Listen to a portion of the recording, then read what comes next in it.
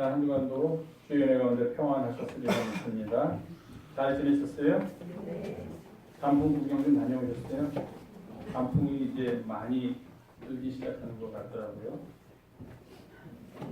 뉴스를 보니까 한라산에 단풍이 들었다는데 아직 서울도 단풍이 들은 것 같은데 한라산에 먼저 드나 그런 생각도 했는데 아마 한라산은 남쪽에 있지만 산이라서 더 기온이 서울보다 낮은 게 아닌가 하는 그런 생각을 했는데 좋은 계절입니다. 근데 참 짧은 것 같아요. 요새는 우리나라가 옛날에는 춘하추동 사계절이 분명한 나라였는데 기후가 바뀌어서 그런지 봄과 가을이 굉장히 짧아진 것 같아요. 한참 추운 겨울 지나서 봄 와서 꽃 피는 거 보려고 그러면 막 다들 덥다는 소리 하다가 또 막 덥다는 소리 하다가 조금 가을이 돼서 야 정말 날씨 좋다 하다 보면 금세 또 춥다는 소리 나오고 그래서 봄과 가을이 굉장히 짧아진 그런 기후로 바뀌는 것은 아닌가 하는 생각을 하게 되는데 어쨌든 우리에게 주어진 좋은 계절들 다 잘 보내시기를 바라겠습니다. 열대에 가까운 지역에서 사계절 없이 살면 어떨까 하는 생각도 해봤어요. 근데 거기도 들어보면은 봄, 여름, 가을, 겨울이 있다고 하더라고요. 예를 들면 하와이 같은 데도 나름대로 봄, 여름, 가을, 겨울이 있대요. 그래서 봄이나 가을은 조금 선호하고 겨울은 또 나름대로 거기서도 겨울이다라고 얘기해요. 아, 겨울인가 보다 그랬더니 웬걸 겨울에도 바닷속에 들어가서 노는 거 보면은 저 정도 겨울은 뭐 겨울이 아니구나 하는 그런 생각도 들지만 좋은 계절 허락하신 하나님께 감사드리며 이 계절 잘 보내시기를 바라겠습니다. 좋은 봉헌송 해주신 이일영 사모님, 이상화 교우 감사합니다. 그리고 좋은 찬양으로 은혜 끼쳐주신 은희의 찬양대 감사 말씀드립니다. 같이 기도하시고 하나님의 말씀 나누겠습니다. 고마우신 주님, 오늘도 저희가 함께 모여서 하나님을 예배하며 이 시간 주의 말씀을 나눕니다. 우리 속에 역사하셔서 그 말씀의 깊이로 들어가게 하시고 말씀이 인도하시는 대로 살아갈 수 있는 믿음과 용기도 허락하여 주시옵소서. 말씀을 전하는 부족한 자나 말씀을 듣는 우리 모두가 겸손하게 주님의 말씀에 인도하심을 따르는 은혜의 시간이 되게 도와주시옵소서. 우리 예수님의 이름으로 감사하며 기도하옵나이다. 아멘. 지난 10월 한 달 동안, 오늘이 10월 29일, 10월 마지막 주일입니다. 10월 한 달 동안은 저희가 종교개혁을 기념하면서 매주일 예배하고 또 그런 말씀을 나누었습니다. 이제 오늘이 그 마지막 주일, 마지막 시간이 되겠습니다. 복습하는 의미를 한 번 더 말씀드리면 종교개혁은 영어로 하면 그냥 종교라는 말이 없습니다. 개혁이라는 말만 있습니다. Reformation.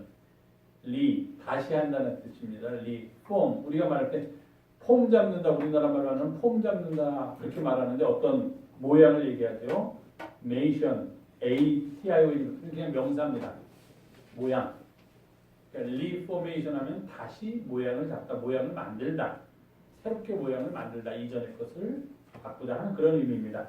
근데 그냥 영어로 보통 우리가 reformation 그러면은 그렇게 뭐 새롭게 모양을 만들다라는 의미보다도 지금부터 500년 전 1517년 10월 31일입니다. 날짜는 독일에서 일어났던 한 교회 안에서 일어났던 개혁 운동을 가르칠 때 우리가 리포메이션, 종교 개혁이다 그렇게 말합니다.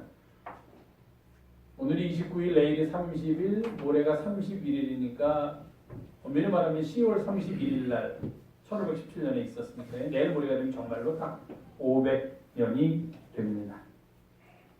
500년 전 가톨릭의 한 수도사였던 마틴 루터라는 사람에 의해서 교회가 이 상태로 있어서는 안 되겠다. 뭔가 바뀌어야 되겠다. 그렇지 않으면 교회는 멸망할 수밖에 없고 아니면 부패가 더욱더 심해질 것이다 라는 생각 속에서 그냥 조그맣게 개혁운동으로 이런 것 좀 우리가 좀 바꿔봅시다 하는 의미에서 일으켰던 그런 운동입니다. 그런데 그게 일파만파로 퍼지면서 당시 유럽의 여러 기운들과 합치고 그러면서 그 힘을 얻어가지고 결국은 유럽 전역을 변화시키면서 세계사의 한 획을 긋는 그런 사건으로 세계사에서도 이게 종교에서 일어난 운동임에도 불구하고 세계사에서도 아주 중요한 사건으로 우리가 공부하고 있는 그런 일이 되었습니다.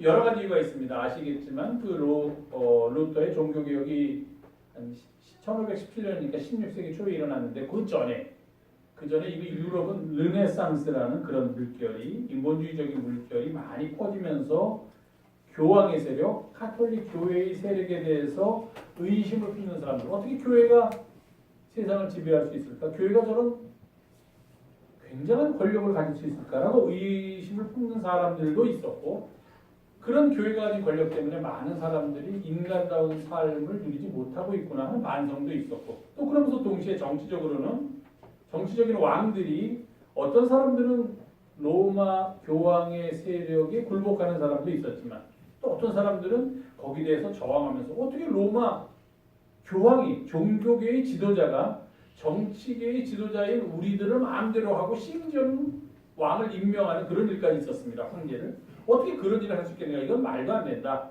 교황은 종교적인 일만 하고 정치적인 일은 우리한테 맡겨라 라고 생각을 하는 그런 정치 지도자들도 많이 생겨나기 시작했습니다. 이러한 때 루터가 나오다 보니까 그 전에 교황이나 캐톨릭의 힘이 아주 셌을 때는 아무도 거기에 대해서 잘못됐다든지 고쳐야 됐다든지 말을 하지 못했는데 여러 곳에서 교황이 너무 막강한 권력을 가지고 있다. 이건 뭔가 잘못됐다 하는 생각들이 있으니까 거기에 힘을 얻어서 루터가 종교개혁을 시작했고 결과적으로 그러한 힘들이 집약돼서 루터 한 사람의 능력이나 한 사람의 힘이 아니라 그런 여러 가지 당시의 사회적인 분위기나 사회적인 상황에 딱 들어맞아서 종교개혁이라는 엄청난 유럽 전체를 뒤흔들고 유럽 전체가 나아가는 길을 바꾸는 그런 사건이 일어나게 됐습니다.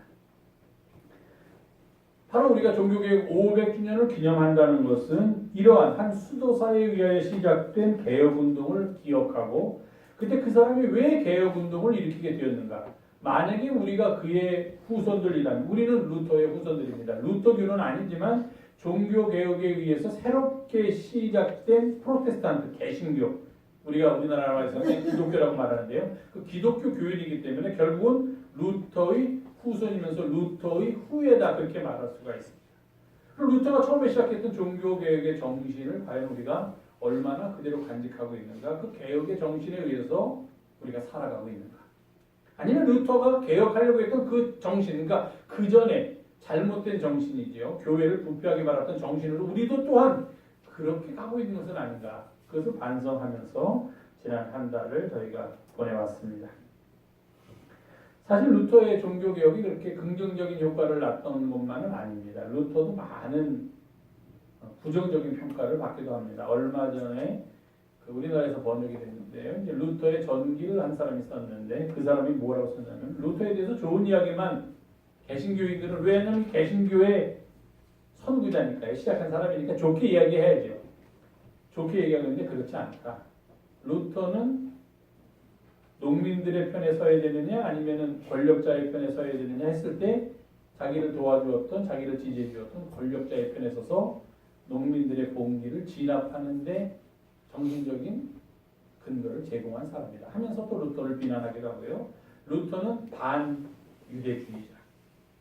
그래서 그 반유대주의 루터로부터 시작된 반유대주의적인 정신이 그 사람이 독일 사람이었으니까 루터가 독일 사회에 뿌리를 내리면서 점점 퍼져나가서 결국은 그게 히틀러라는 사람에 의한 나치즘으로까지 나오게 되었다. 그러니까 나치즘으로 나오게 된 나치즘의 가장 근본은 유대인들에 대한 반대 정신입니다. 반유대주의죠. 유대인들을 600만이나 히틀러가 죽였다고 하니까 그 정신이 루터로부터 시작되었다고 볼 수도 있다라고 주장하는 사람도 있어요. 루터가 유대인들에 대해서 굉장히 적개적인 그런 생각을 하고 그런 발언들을 많이 했기 때문에 그렇습니다. 그런 여러 가지 또는 여성들에 대해서 비하하는 발언도 했고 그런 여러 가지 루터에 대한 부정적인 평가도 있지만 어쨌든 루터에 의해서 일어난 그 종교개혁 운동이 500년이 지난 지금까지 온 세계에 다 이렇게 퍼져 있고 우리도 그의 후예의 한 사람으로서 루터로부터 시작된 정신을 이어받는 교회의 일원이 되었음은 우리가 다 알고 있는 사실입니다. 개혁이라는 말에 대해서 사람들이 어떻게 생각할까? 개혁이라는 말 좋아하시는 분 한번 손 들어보세요. 개혁하자 하는 말 좋아하시는 분. 한 분? 반분? 1.5? 우리 개혁하자 그러면은 전체적인 분위기는요 별로 안 좋아요. 사람들이 무서워해요. 뭔가 바뀌는 걸 무서워해요. 새로운 게 오는 것을 원하지 않아요. 제가 왜 그럴까 이렇게 생각해봤더니 우리가 분단을 겪고 그 분단의 트라우마, 외상의 그 상처들이 너무 깊기 때문에 뭔가 바뀐다, 새롭다, 막 이렇게 하는 거에 대해서 되게 거부감을 우리들이 느끼고 있는 것 같아요. 바뀌면 뭔가 큰일이 나고 큰일이 나면 뭔가 나한테 손해가 될 일이 있을 것 같다. 그래서 옛날에도 선거할 때는 자유당에서 내세운 거는 구간이 명관이다. 바꾸기는 뭘 바꾸냐. 그놈이 그놈이다. 이게 선거 구간이었으니까 그놈이 그놈이니까 지금 하는 놈들 그냥 하게 하라. 이게 정권을 잡고 있는 사람들이었고 그렇지 않은 사람들은 늘 우리는 바꿔야만 된다. 지금이 잘못됐다는데 전체적으로 이렇게 보면은요. 개혁에 대해서 그렇게 긍정적으로 생각하는 사람보다는 거부감을 느끼는 사람이 좀 더 있는 것 같아요. 바뀌는 것에 대해서 두려움이 늘 있어요. 왜 그런지 모르겠어요. 어떤 사람은 바뀌어야 돼, 변화돼야 돼, 그게 더 발전하는 거야라고 생각하는 사람도 있지만 그런 사람보다는 오히려 바꿔? 왜 굳이 바꿔야 돼? 그냥 지금이 좋은데라고 생각하는 게 많은 사람들의 생각이 아닌가 하는 생각을 합니다. 연세가 많이 드신 어르신들뿐만 아니라 심지어는 젊은 세대에서도 그런 성향의 사람들을 만나게 됩니다. 그럼 조금 한편으로는 좀 마음이 좀 섭섭해요. 아직도 저렇게 젊은 사람이 왜 저렇게 새로운 것을 받아들이는 거에 대해서 마음이 닫혀 있을까? 그 역사의 진보에 대해서 마음이 닫혀 있을까? 그런 좀 아쉬운 마음도 없지 않습니다. 바꾸는 것이 싫다는 사람은 어떤 사람인데 사실 따지고 보면요. 지금 누리는 게 많은 사람은 바꾸는 걸 싫어해요. 그렇죠. 옛날에 우리나라에 공산주의라는 사조가 들어왔을 때 공산주의라는 사조가 평등이라는 기치를 내세우면서 가진 사람들의 것을 뺏어서 가지지 못한 사람들에게 나눠주겠다. 그러고 나타났단 말이에요. 그러면 공산주의를 누가 좋아하겠습니까? 가지지 못한 사람들은 좋아해요. 왜? 나는 지금 아무것도 가지지 못했는데 내 옆에 가진 사람 것을 뺏어서 나에게 주겠다고 하니까. 그럼 공산주의는 누가 싫어하느냐? 가진 사람들이 싫어해요. 왜 내 것을 빼앗아 가겠다고 하니까 그 좋아할 사람이 세상에 어디 있습니까? 그렇게 바뀐다는 것에 대해서는 가진 사람들은 싫어하고 원래는 가지지 못한 사람들은 좋아하는 것. 그게 일반적인 성향이에요. 근데 경제학자 중에 이건 제가 그냥 말씀해요. 매블리라는 사람이 그 틀렸다 그렇게 해서 얼마 전에 책을 한권 썼어요. 그래서 그 사람이 뭐라고 그러냐면요. 선거를 하면은요. 이 대표적인 게 선거입니다. 선거를 하면은 한쪽은 가진 사람을 지지하는 정당이 있고 미국 같으면 공화당, 우리나라 같으면은 지금 뭐 새누리당이에요. 자유한국당은 뭐 그냥 치워놓고 그냥 새누리당이라고 생각하겠습니다. 새누리당이에요. 가진 사람들을 위한 당. 가지지 못한 사람들을 위한 당인데 내세우는 기치입니다. 우리나라 미국 같으면 민주당이고 우리나라 같으면 더불어민주당, 뭐 예를 들면은 정의당, 뭐 그런 당들이 있어요. 그럼 우리가 이렇게 생각하면은 가지지 못한 사람들처럼 보이는 가난하게 사는 사람들이 우리 주변에 있지 않습니까? 그러면 상식적으로 생각하면 그 가난한 사람들이 누구한테 표를 줄 것 같은가 하면은 가난한 사람들을 위해서 우리가 일하겠습니다 하는 사람들한테 표를 줄 것 같아요. 그런데 그렇지 않다는 거예요. 가진 사람들을 위한 정당의 표의 대부분이 실제로 사회적으로 분석을 해봤을 때 가지지 못한 사람 쪽에 속한 사람들이 그쪽으로 표를 준다는 거예요. 왜 그럴까? 궁금한 거예요. 내가 여러분들을 위해서 일하겠습니다 하는 사람들한테 표를 주지 않고 내가 부자들을 위해서 가진 사람을 위해서 일하겠습니다 하는 사람한테 오히려 더 표를 준다는 거예요. 그 매블리라는 사람을 뭐라고 얘기를 했냐면 가지지 못한 사람들이 그런 거 생각할 여유가 없다. 이 사람들의 평생의 꿈은 뭐냐? 가진 사람이 되는 게 꿈이에요. 그러니까 무슨 사회가 바뀌고 뭐 정당이 바뀌어가지고서 막 사회가 골치 아프고 복잡해지면서 나를 잘 살게 되겠다. 그런 거나 별로 관심 없어. 그냥 나만 돈 벌어가지고 저 잘 사는 사람처럼 되면 돼 하는데 몰두하다 보니까 정치적인 성향도 그렇게 보수적이 될 수밖에 없다. 하고 그렇게 베블린 효과라고 아주 유명한 경제의 효과입니다. 경제와 정치의 효과. 제가 이 얘기를 드린 것은 그만큼 사람들은 심지어는 저 사람은 변혁되기를 원할 것 같아. 개혁되기를 원할 것 같아. 하는데도 불구하고 그거 별로다라고 생각하는 사람들이 의외로 많다는 거예요. 그렇기 때문에 결국은 뭐냐? 개혁은 어떻습니까? 어렵다는 거예요. 바뀌는 것은 어려워요. 요즘 우리나라도 크게 막 바뀌기를 원하는 사람들이 새로 된 문재인 정부에 대해서 막 비판합니다. 이거 뭐 뽑아주면은 우리가 원하는 대로 세상을 확 뒤집어 줄 줄 알았는데 이게 아니라 오히려 전에 있던 정권하고 비슷해지는 거 아니냐 하면서 막 비판합니다. 어저께도 촛불 1주년이었다고 하는데 둘로 나눠졌대요. 한쪽은 여의도에 가서 하고 한쪽은 광화문에서 했답니다. 여의도에서 가서 한쪽은 현 정부를 지지하는 거고 광화문에서 한쪽은 현 정부에 대해서 비판적인 생각을 가진 사람들이다. 이렇게 분석을 합니다. 바뀐다는 게 이렇게 쉬운 일이 아니다 하는 것을 우리가 우리의 매일매일의 삶 속에서 보게 됩니다. 종교개혁을 시작한 루터 역시 처음에 그렇게 큰 개혁을 하려는 사람이 아니었습니다.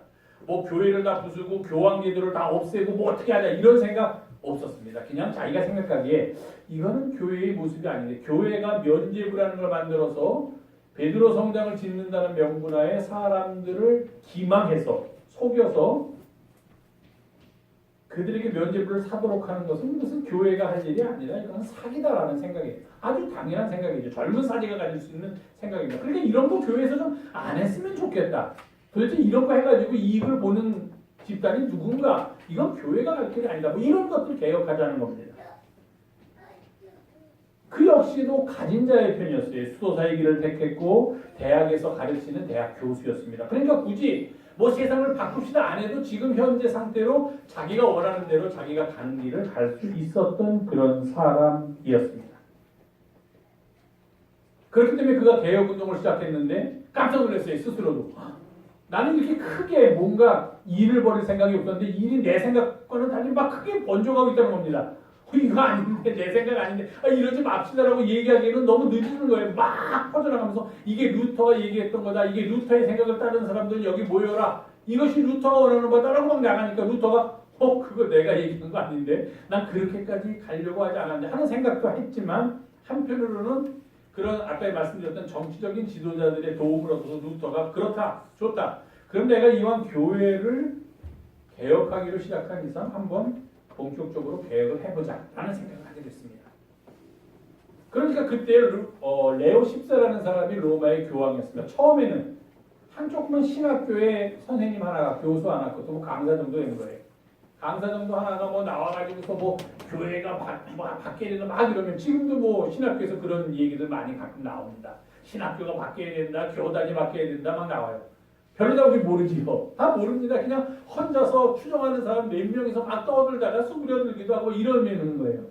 그 당시에 교황은 막강한 권력을 가진 사람이니까 레오 10세가 보고를 받았어요. 뭐 루터라는 독일의 한 수사가 나와서 뭐 이런 그래 조금 있다가 잠자면 지겠지 그냥 둬봐라.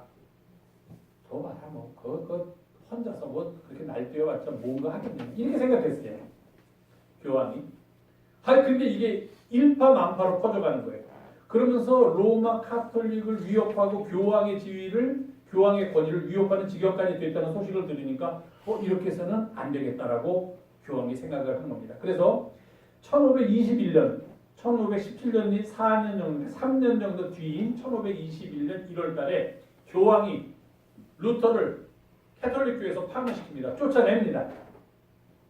그러면 루터가 조용히 나가가지고서 나 쫓겨났으니까 나간다 해야 되는데 루터가 반발합니다. 난 못 나간다.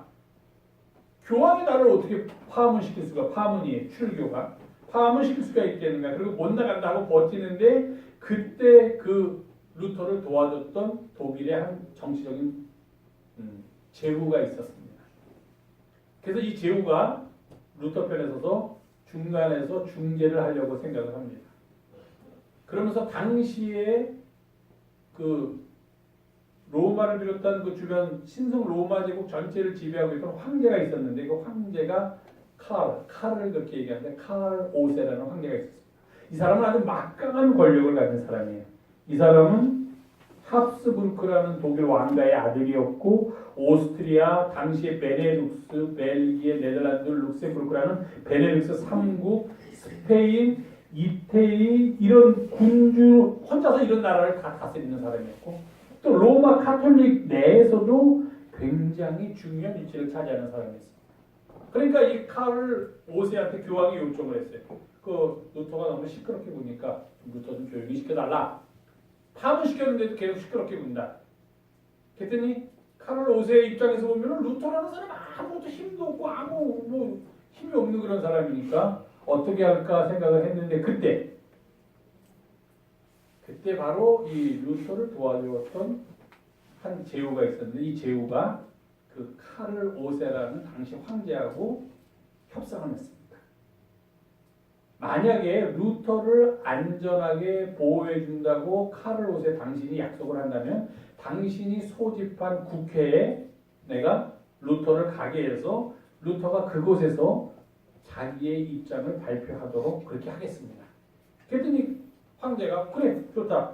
내가 안전을 보호할 테니 루터를 오게 하라 해서 루터가 참여했던 국회라고 보통 얘기하는데 회의가 보름스라는 곳에서 열렸던 보름스 회의입니다. 4월달 루터가 거기 갔습니다. 처음에 4월 16일에 거기 도착해가지고 보름스에 도착을 해가지고서 황제 앞에 쓰게 됐는데 다른 때 같았으면 루터가 아주 당당하게 자기 입장을 표명하고 자기가 어떤 사람이든지 상대가 뭐 교황이건 황제건 상관없이 자기가 하는 일이 옳다고 얘기해야 되는데 거기서 머뭇머뭇거리는 거예요. 머뭇머뭇거리더니 황제한테 나한테 좀 시간을 주십시오. 그러니까 사람들이 다 주변에서는 루터가 약해졌나 보다. 역시 카를 오세가 무섭긴 무섭구나. 힘이 세기는 세구나. 루터도 그 앞에서는 절절 매는구나 라고 생각을 했어요. 루터가 돌아왔다가 다음날 4월 18일에 다시 그 보름스 국회라는 데 씁니다. 그러면서 자기의 생각을 쫙 얘기해요. 그러니까 카를 오세 황제가 얘기합니다. 네가 얘기하는 게 로마 가톨릭의 가르침하고 다르니까 그거 철회해라. 철회하지 않으면 너 파문시키고 내가 널 어떻게 도와줄 수가 없다. 그랬는데 마지막에 루터가 뭐라고 얘기를 했냐면은 독일말로 했습니다. 거기서는 he 뭐 독일말로 했는데 영어로 하면 이렇게 얘기합니다. Here I stand. 내가 여기에 서 있습니다. 나는 다른 것 어떤 것을 할 수가 없습니다. 나는 내가 지금 양심에 비추어서 이 양심에 비춰서 옳다고 생각되는 이것을 철회하거나 철회하지도 않을 것입니다. 내 양심을 거스리는 것은 옳지 않은 행동이고 그것이 바른 행동이 아니라고 믿습니다. 그러면서 이렇게 얘기합니다. Here O God 영어로 하면 help me 하나님이요 나를 도우소서. Here I stand 내가 여기에 서 있습니다. 제가 그래서 오늘은 이제 종교개혁을 마무리 짓는 말씀을 드리면서 그 루터가 했던 그 말을 그대로 말씀의 제목으로 삼았습니다. Here I stand. 두 가지 의미가 있습니다. Here I stand. 내가 여기에 서 있습니다. 어디에 서 있습니까? 지금 루터는 황제 앞에 서 있습니다. 그렇죠? 카를 오세라는 황제야. 그리고 그 황제를 추종하는 로마 카톨릭의 쟁쟁한 권력을 가진 사람들 앞에 서 있습니다. 동시에 루터의 마음속에는 지금 Here I stand 어디 서 있느냐? 하나님 앞에 서 있다. 그러니까 지금 눈으로 보기에는 사람들은 Here I stand라고 루터가 말했으면은 그러니까 이것은 카를 오세와 그 권력자들 앞에 서 있다는 이야기구나라고 생각할 수 있지만 실제로 그 루터의 마음속을 우리가 읽는다면 이것은 바로 하나님, 내가 지금 하나님 앞에 서 있습니다. 나를 도와서 내가 옳은 일을 하도록 도와주십시오 하는 그런 기도다 하는 겁니다. 그리스도인으로서 우리가 살아가는 개혁까지는 생각하지 않더라도 그리스도인으로서 우리가 살아가는 삶의 시작은 그리고 우리의 믿음의 고백의 시작은 무엇인가? 바로 우리 자신이 하나님 앞에 서 있는 존재라는 것, 그것을 깨닫는 일입니다. 하나님 앞에서 내가 지금 어떤 모습으로 서 있는가 하는 것을 아는 것으로부터 우리의 믿음은 시작되고 그리스도인으로서의 우리의 삶은 시작됩니다. 자, 하나님 앞에 우리가 지금 서 있습니다. 그것은 우리에게 두 가지 의미를 던져줍니다. Here I stand, 영어로 하면 죄송합니다. In front of God입니다. 하나님 앞에 내가 서 있습니다. 우리들이 다 서 있습니다. Here I stand in front of you, God. 하나님 당신 앞에 서 있습니다. 과연 우리가 하나님 앞에 서 있다는 것은 무엇일까? 첫 번째는 하나님 앞에 서 있다는 말은 하나님 앞에서 우리가 죄인 되었음을 깨닫게 되었다 하는 그런 말. 하나님 앞에 내가 감히 설 수도 없는 부족하고 나약한 존재라는 고백이 바로 우리가 하나님 앞에 서 있다는 것을 깨닫는 순간 우리의 마음속에서 나오게 된다는 것입니다. 누가복음 5장에는 베드로가 예수님을 처음 만났던 이야기입니다. 베드로하고 그의 동료들 갈릴리 바다에서 어부로서 평생을 살았던 사람들이 밤새도록 고기를 잡으려고 했는데 고기를 한 마리도 못 잡고 실패한 모습으로 돌아오려고 하니까 예수님이 나타나서 던지라고 한 그곳에 그물을 던졌더니 아주 많은 고기를 잡아서 그물도 찢어질 지경이 되고 배 하나에는 실을 수가 없어서 다른 배를 오라고 해서 2배에 싣게 됩니다. 그리고 나와서 도대체 우리더러 이렇게 많은 고기를 잡게 해준 사람이 누구일까? 주님 앞에 옵니다. 그때 베드로가 그 주님을 만나본 순간 주님 앞에 무릎을 꿇고서 그가 이렇게 얘기합니다. 주님, 나는 죄인입니다. 내게서 떠나주시옵소서.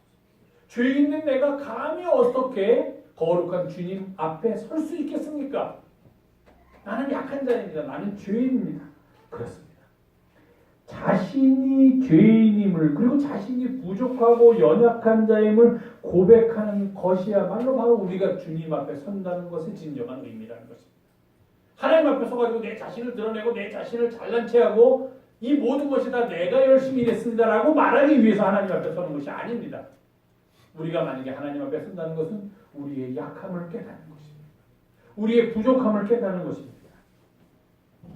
주님 없이는 우리가 살 수가 없고 주님께서 베풀어 주시는 은혜와 사랑에 힘입어서만 내가 설 수 있습니다. 그래서 내가 지금 그것을 깨닫고자 주님 앞에 서 있습니다라고 고백하는 것입니다. 하나님께서 모세를 호렙산으로 불렀습니다. 하나님의 음성을 들은 모세는 거기서 이렇게 성경을 우리에게 기록합니다. 그가 하나님을 뵙기가 두려워서 그의 얼굴을 가렸다.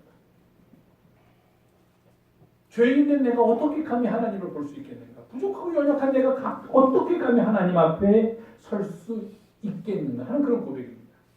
하나님 앞에 선다는 것은 발가벗은 채로 하나님 앞에 선다는 것입니다. 몸을 발가벗는 것이 아니라 우리의 마음과 우리의 영혼이 그대로 드러난 채로 사람들 앞에서는 숨길 수 있습니다. 사람들은 내가 이야기하지 않으면 알 수가 없습니다. 내 마음을 어떻게 알겠어요? 사람들이 내가 겉으로 그러지 않은 척하면 모르지요. 내 영혼의 상태를 어떻게 알 수 있겠습니까? 아무도 모릅니다. 사람들. 그러나 하나님 앞에서는 그런 것들을 숨길 수가 없다는 것입니다. 그런 것들을 숨길 수 없는 순간 우리의 고백은 단 하나입니다. 하나님, 나는 거룩하신 하나님 앞에 쓰면은 죄인입니다. 유행가 가사가 그대 앞에만 서면 나는 왜 작아지는 거야? 유행가 가사만이 아니에요. 이거는 하나님 앞에 쓰면 우리가 느끼는 거예요. 하나님 앞에만 쓰면은 나는 왜 이렇게 작아지는가? 당연합니다. 작아지는 정도가 아닙니다. 죄인임을 느끼게 되고 부족함을 알게 되고 지금까지는 나의 나된 것이 나의 능력과 나의 역량과 나의 지혜와 나의 학식과 그런 것으로 다 성취한 것 같은데 아니다 하는 겁니다. 이것이 다 하나님의 은혜구나. 나는 아무것도 아닌 존재였구나. 하나님의 손에 사로잡지 않는다. 하나님 앞에 바로 서지 않는다면 나는 아무것도 아니구나. 그렇습니다. 그러므로 하나님 앞에 선다는 것은 바로 우리의 죄의 고백이 있습니다. 하나님, 나는 하나님 앞에서 죄인입니다. 우리의 약함의 고백입니다. 하나님이 도와주시지 않으면 나는 설 수 없습니다. 내가 성취할 수 있는 것은 아무것도 없습니다. 가장 부족하고 어리석고 약한 우리 자신을 하나님 앞에 그대로 드러내는 것, 그것이 바로 내가 지금 여기에 서 있나이다라는 고백입니다. 두렵고 떨리는 일입니다. 그런데 우리가 그럼에도 불구하고 그런 심정으로 하나님 앞에 서야 될 이유가 있습니다. 그렇게 하나님 앞에서 우리의 죄인됨을 고백하고 하나님의 도우심과 자비를 구하고 그리고 우리의 연약함을 하나님 앞에 아뢰게 되면 하나님이 대답하십니다. 그리고 우리에게 그의 도우심과 그의 사랑을 베풀어 주신다는 겁니다. 그게 하나님 앞에 선다는 두 번째 의미입니다. 하나님 앞에 섰기 때문에 그래서 나의 연약함을 하나님 앞에 고백했기 때문에 이제는 하나님이 나의 힘이 되어주신다는 겁니다. 하나님이 나의 능력이 되어주신다는 겁니다. 우리의 새 힘을 주신다는 겁니다. 오늘 우리가 함께 교독했던 교동문의 첫 구절처럼 하나님이 나의 힘이 되어주신다는 겁니다. 하나님이 나의 반석이 되어주시고 나의 요새가 되어주시고 나를 건져주신다는 겁니다. 하나님 나의 방패가 되시고 구원의 뿌리시고 나의 산성이 되어 주신다는 겁니다. 하나님 앞에서 우리를, 그래서 우리의 연약함을 고백한 우리를 하나님께서 사랑으로 우리를 돌봐주신다는 그런 성수의 진리가 담겨져 있다는 것입니다. 아까 모세가 하나님의 얼굴 뵙기가 두려워서 자기 얼굴을 가렸다 그랬죠. 바로 이어서 하나님께서 자신이 어떤 분이다, 그리고 모세에게 할 일을 말해줍니다. 내 백성 이스라엘 백성들의 울부짖는 소리를 내가 들었다. 내가 이제 가서 그들을 해방시켜야겠다 하면서 하나님께서 말씀하십니다. 내가 네 힘이 되어주리라.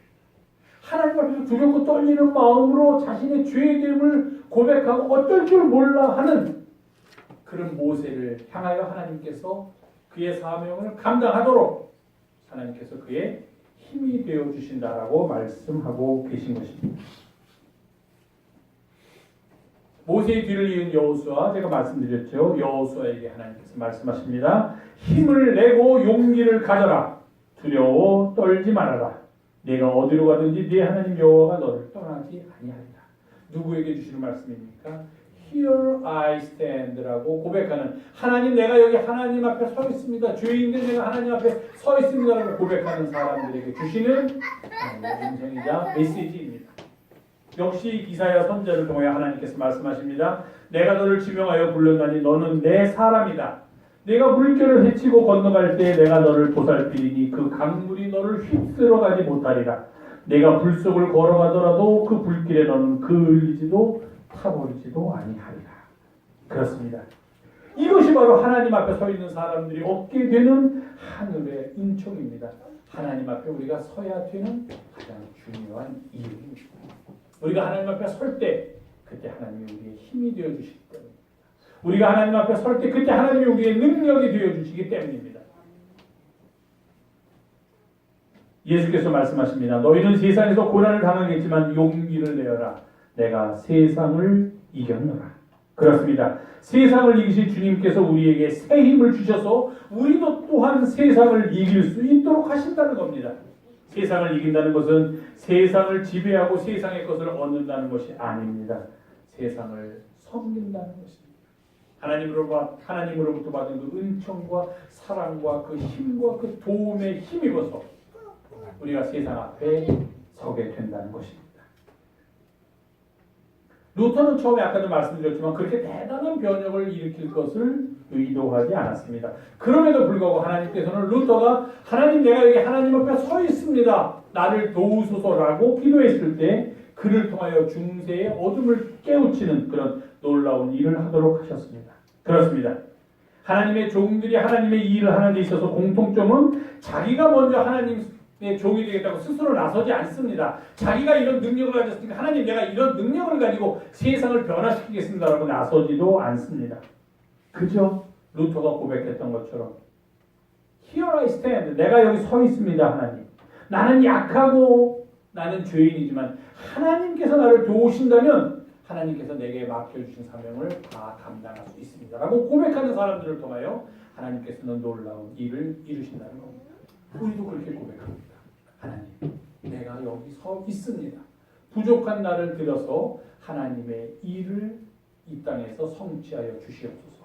그러면 내가 그 일을 감당하겠습니다. 이런 고백을 하며 이 10월을 보내는 우리 영성의 가족들이 되기를 주님의 이름으로 부탁을 드립니다. 기도하겠습니다. 거룩하신 주님, 오늘도 함께 모여 주의 말씀 나누고 이 땅 살아갈 동안 우리를 향해 베풀어 주시는 주님의 은총에 감사하게 하시니 감사드립니다. 우리의 길, 주의 뜻을 이루는 길이 되게 인도하여 주시옵소서. 우리 예수님의 이름으로 기도하옵나이다. 아멘.